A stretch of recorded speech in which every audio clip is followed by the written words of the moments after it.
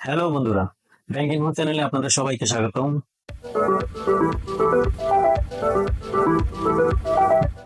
আজকে আমরা জানবো একটি ব্যাংক অ্যাকাউন্ট খুলতে কি কি লাগে। আগের দিনে মানুষ টাকা পয়সা বালিশের নিচে, তোশকের নিচে কিংবা কোনো বয়ামের ভিতরে রাখতো, কিন্তু এখন মানুষ টাকা পয়সা কোনোভাবেই বাসায় রাখে না, কারণ বাসায় টাকা পয়সা রাখা কোনোভাবেই নিরাপদ নয়। আছে চুরি ডাকাতি কিংবা হারিয়ে যাওয়ার ভয়। তাই আপনার উদ্বৃত্ত টাকা যে কোনো একটি ব্যাংকে রাখাই সবচেয়ে নিরাপদ উপায়। তাছাড়া ব্যবসায়িক লেনদেন কিংবা টাকা পয়সা এক জায়গা থেকে অন্য জায়গায় স্থানান্তর করতে আমাদের অবশ্যই একটি ব্যাংক অ্যাকাউন্টের প্রয়োজন হয়।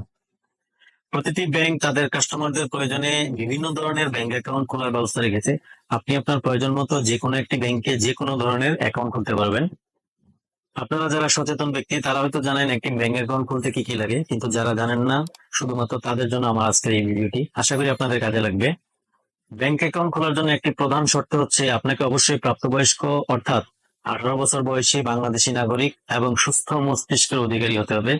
এবার জেনে নেওয়া যাক একটি ব্যাংক অ্যাকাউন্ট খুলতে কি কি লাগে। আপনার সদ্য তোলা পাসপোর্ট সাইজের 2 কপি রঙিন ছবি লাগবে। আপনার পরিচয় শনাক্তের জন্য প্রমাণপত্র লাগবে। এই ক্ষেত্রে সবচেয়ে নির্ভরযোগ্য হলো ন্যাশনাল আইডি কার্ড অথবা এনআইডি, কারণ সকল ব্যাংকই এনআইডি ভেরিফাই করার ব্যবস্থা আছে। আপনার যদি এনআইডি কার্ড নাও থাকে তাহলেও আপনি ব্যাংক অ্যাকাউন্ট খুলতে পারবেন। সেক্ষেত্রে আপনার জন্ম নিবন্ধন, পাসপোর্ট অথবা ড্রাইভিং লাইসেন্সের ফটোকপি লাগবে। আপনার ঠিকানা প্রমাণের জন্য আপনি যে বাসায় থাকেন সেই বাসার একটি বৈদ্যুতিক বিলের ফটোকপি লাগবে। আপনাকে একজন নমিনি নিযুক্ত করতে হবে।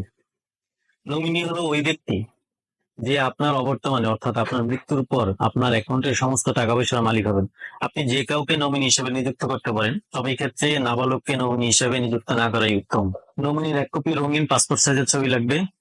নমিনির ছবির পিছনে নমিনি স্বাক্ষর করে দিলে উত্তম, তবে না দিলেও ক্ষতি নেই।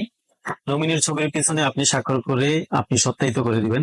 নমিনির এনআইডি, পাসপোর্ট, জন্ম নিবন্ধন অথবা ড্রাইভিং লাইসেন্সের ফটোকপি আপনি স্বাক্ষর করে সত্যায়িত করে দিবেন। আপনার একটি সচল মোবাইল নাম্বার লাগবে, যে নাম্বারে আপনার অ্যাকাউন্টের সকল তথ্য এসএমএস এর মাধ্যমে জানিয়ে দেওয়া হবে। আপনি যদি আয়কর দেন তাহলে আপনার আয়কর রিটার্নের ফটোকপি জমা দিবেন। তাহলে আপনার অ্যাকাউন্টে আপনি যদি কোনো লভ্যাংশ পান সেক্ষেত্রে আপনার উৎসকর 15% পরিবর্তে 10% কাটবে। আপনি যদি প্রতিষ্ঠানের নামে অ্যাকাউন্ট খুলতে চান তাহলে সেক্ষেত্রে অতিরিক্ত কিছু ডকুমেন্টস লাগবে। আপনার প্রতিষ্ঠান যদি ব্যবসায়িক প্রতিষ্ঠান হয় তাহলে আপনার হাল সনের ট্রেড লাইসেন্সের ফটোকপি লাগবে।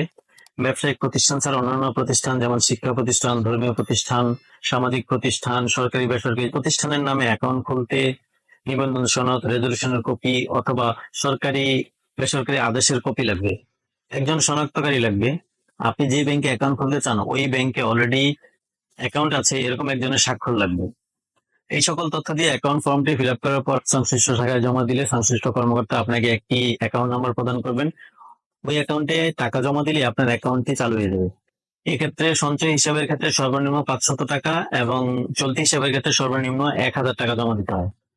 আপনার অ্যাকাউন্ট খোলা শেষ। এইবার আপনি আপনার এই অ্যাকাউন্টে টাকা জমা এবং উত্তোলন করতে পারবেন। আজকে এই পর্যন্তই। সবাই ভালো থাকবেন।